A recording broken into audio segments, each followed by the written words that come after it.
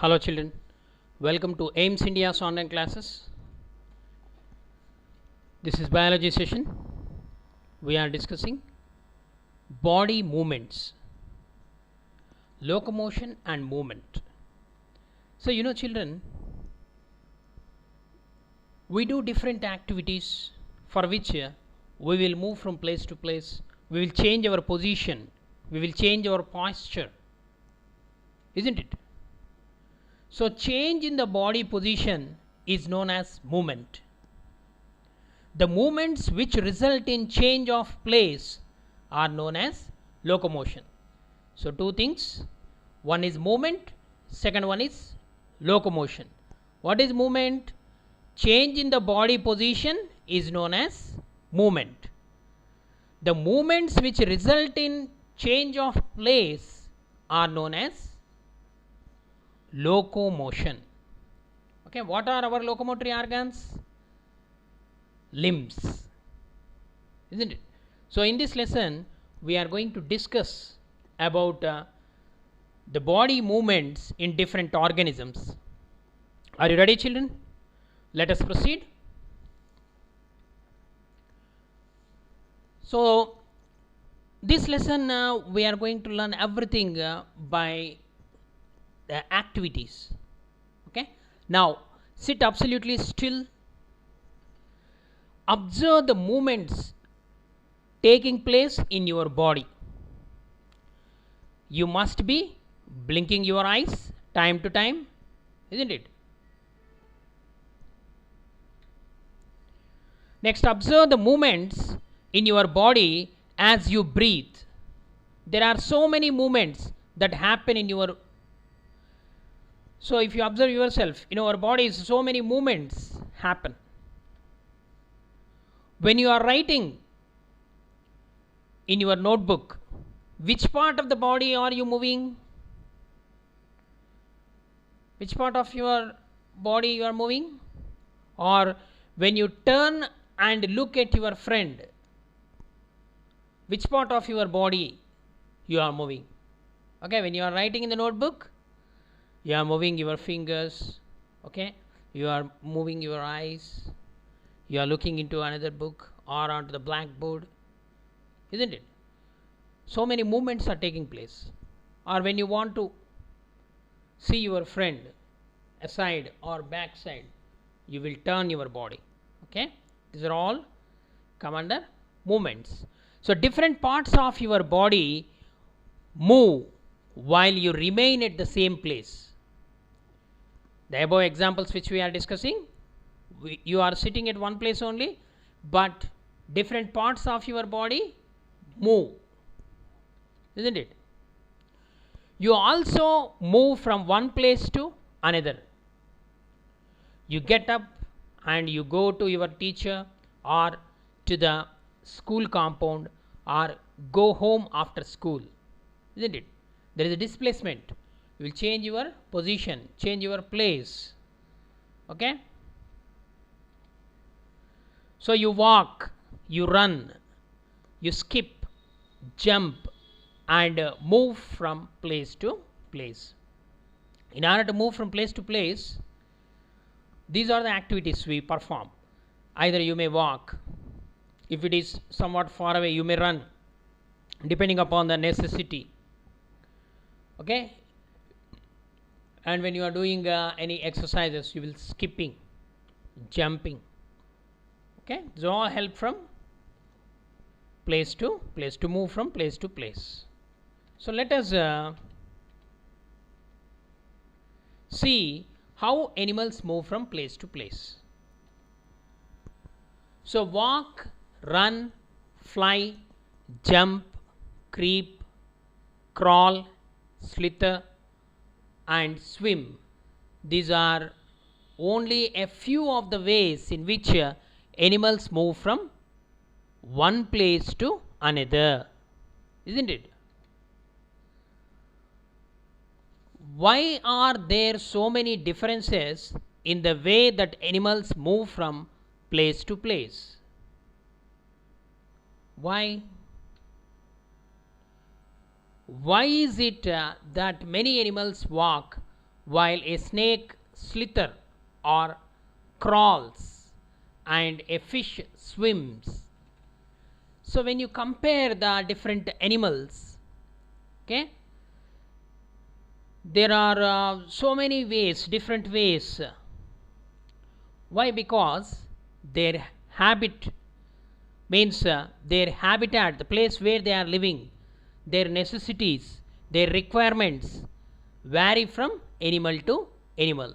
In order to perform the required activities, they select the type of movement they require, isn't it? So if you take a monkey, it move differently. If you take a crocodile, it move differently. If you take a snake, it move differently. If you take a cat, dog, okay, and if you take a wild animal like a lion, tiger, the movements depends upon the requirement, okay, their body posture, their structure, how it is designed, okay. So let us do one activity. So that is how do animals move from place to place. Here one table is given where you have to fill the table. In the column 1, animal name. In the column 2, body part used for moving from place to place. And column 3, how does the animal move. Here 2 examples are given. Cow, it uses its legs. How does the animal move? Walk. Here also.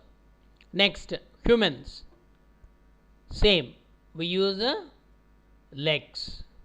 We may walk or sometimes we may run. Snake, here the snake slithers or crawls, okay, it uses its whole body. Bird, it uses wings. The list mentioned here is only limited, okay. You have to observe the surroundings, observe the nature, okay.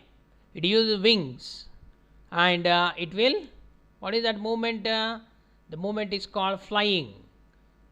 It flies in the air, okay. Insect, wings, it also flies. A fish, it uses fins. Fish uses fins. And what it will do? What is the movement of fish? It moves in the water. What do you call that? Swims, swimming, okay. So like that you can prepare or you can extend the list. Write the different animals which you see, okay. You can take lizard in the house. You can take the name of the insect like housefly, mosquito, or any other insect, or caterpillar. What is the movement of the caterpillar, okay. So like that you can observe the part used for movement and how does the animal move, okay children. Next, so you know, if you take plants, plants are also living organism, okay. We may wonder about the movements in plants, okay. We know that they do not move from place to place, but do they show any other kind of movements? Definitely, okay. That we will see later. So let us proceed. Let us look closely at some of our own movements, okay. Our own movements to begin with. So before looking at all these varieties of movements in animals, do you enjoy doing physical exercise at school, children? Yes, I hope you enjoy. how do you move your hands and legs while doing different exercises? Okay, so you do different exercises, so different types of movements. Okay, you will move hands, you will move legs, okay, according to the instructions of your physical director, isn't it? So let us try some of the many movements our body is capable of. Blow an imaginary ball at an imaginary wicket. Okay, you can bowl, cricket. So in the cricket, a bowler bowl an imaginary ball at the wickets. Okay, sometimes we will throw. Bowling is different from throwing. Okay, the movement of the hands will be different in throwing as well as in bowling. So here you have to bowl. How did you move your arm?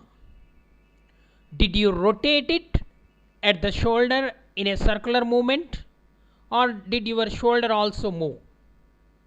Okay, so here shoulder doesn't move, only your hand, okay, rotate. So you can see the action like this. So he is a famous Indian bowler, Zahir Khan. So he is bowling the ball. So he is running from some distance, coming near the line, and he swing his arm and bowl the ball towards the wicket. Okay, this is the way of bowling. Okay, so now lie down. Next activity, lie down and rotate your leg at the hip region. Bend your arm at the elbow and the leg at the knee. Cycling you can do. Okay, stretch your arm sideways. Bend your arm to touch your shoulder with your fingers. Okay, so it is a stretching exercise you are doing. Which part of your arm did you bend in doing so? Straighten your arm and try to bend it downwards. Is it possible? Are you able to do it? No. Try to move the various parts of your body and record their movements in the table given beside the 8.2. The movement in your body. Neck. Here the column 1, body part is given. In the column 2, movements, different types of movements. Rotates completely. You have to fill the entire table. Yes, no. Okay. So rotate partly, turns. Rotate completely? No. Whereas your neck rotates partly and turns? Yes. Your neck bends partly. Okay, you can't bend totally. Lifts? Yes. You can lift partly. It does not move at all? No, it is moving. You can move your neck. Wrist. Wrist also same. You can rotate completely, clockwise and anti-clockwise. Next, bending. Yes, you can bend. Lifts. Yes. Next, fingers. Like this, your total body parts you can checklist. This is the checklist. Which part is moving completely? Which part is moving partly? Which part you can bend? Which part you cannot bend? Which part you can lift up, down, side, Okay, right, left, like that. Okay, and is there any part which does not move at all? Okay, is there any part which does not move at all in the list given here? All the parts showing some movements. Okay, next. So here one activity 1. So here why is it that we are able to move a few parts of our body easily in various directions and some only in one direction? Here start the activity with a question. Okay, why is it that we are able to move a few parts of our body easily in various directions, okay, and some only in one direction? For example, you can take your elbow, your knee, only in one direction we can move. We cannot move in all directions. Why are we able to move some parts at all? Why are we unable to move some parts at all? Okay, so this is because to know this we need to do some activity. Okay, so why we are unable to move some parts at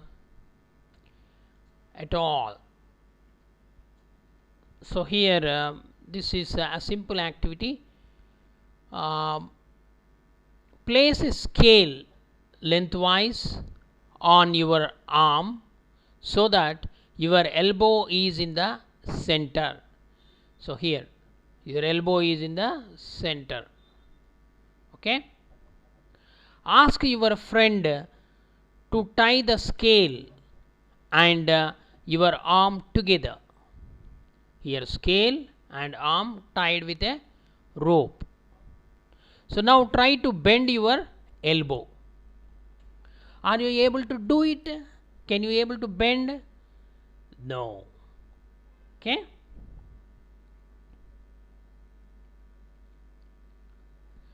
so did you notice that we are able to bend or rotate our body in places where two parts of our body seem to be joined together, like elbow, shoulder or neck? Okay, here the two parts joined together. Wherever you are bending, if you observe that particular place, the two parts are joined together. Okay, then only you can able to bend it. So these places are called joints.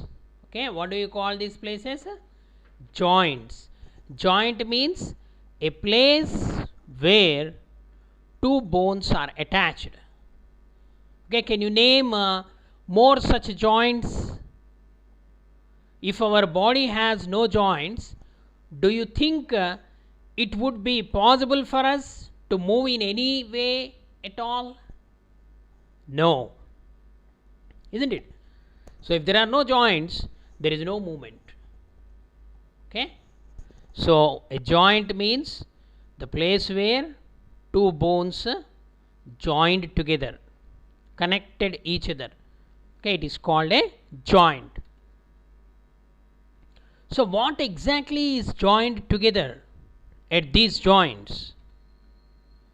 So press your fingers against the top of your head, face, neck, nose, ear, back of your shoulder, hands, legs, including the fingers and toe. You touch every part of your body. Do you get a feel of something hard pressing against your fingers? Yes. The hard structures are the bones. Repeat this activity on other parts of your body. Okay, so a place where joints are present, there the bones are attached. So many bones. The bones cannot be bent actually. Can you bend the bone? No. So how do we bend our elbow?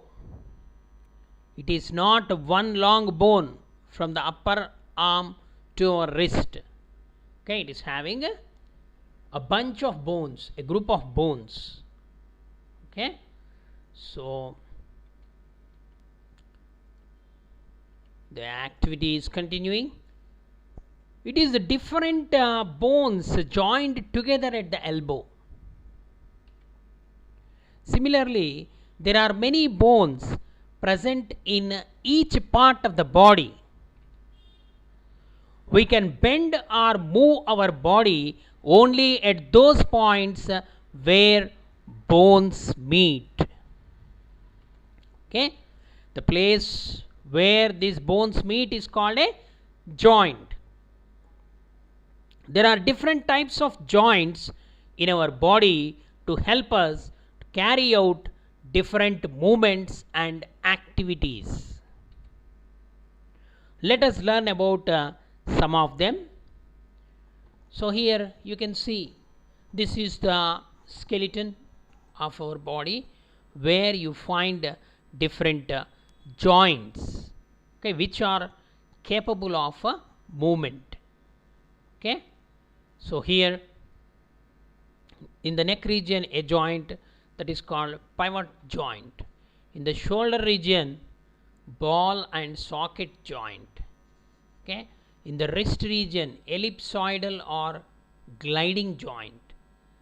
Okay, so this joint is also called the saddle joint. Okay, in the knee region, hinge joint. Okay, so like that in the hip region also, just like shoulder, hip girdle also possess a joint, ball and socket joint. Okay, let us learn about some of the joints now. Let us do another activity to understand about the joint. Which joint? First let us learn about ball and socket joint. Ball and socket joints. So roll a strip of paper into a cylinder. Okay, this activity you are preparing a model showing the ball and socket joint. Okay, roll a strip of paper into a cylinder. Make a small hole in an old rubber or plastic ball. Okay, under the supervision of your teacher you can perform this activity, or by seeing the book also you can do this. And push the paper cylinder into that rubber ball or plastic ball as shown in the figure 8.2. Here you can see like this. So this is the ball. Okay, you are keeping in a bowl, and into the hole of the rubber ball, paper cylinder you are pushing. Okay, making a ball and socket joint. So in the figure 8.2 you can also stick the cylinder on the ball. Okay, like this. Put the ball in a small bowl as shown in the figure. Does the ball rotate freely inside the bowl? Yes. Okay, you have to hold the paper cylinder after sticking it to the ball, and it can rotate freely in all directions. You can see here. So this represents the directions of movement. Okay, does the paper cylinder also rotate? Yes. Now imagine that the paper cylinder is your arm and the ball is its end. Okay, your arm, and the ball is its end. Okay children, let us continue. So here to just like here, this is represent the ball represent the shoulder. Okay, this ball represent the joint. Here this is the ball and socket joint. Okay, more about this we are going to learn in the next class. Okay, thank you for watching our video. Please subscribe our channel and press the bell icon for receiving latest updates.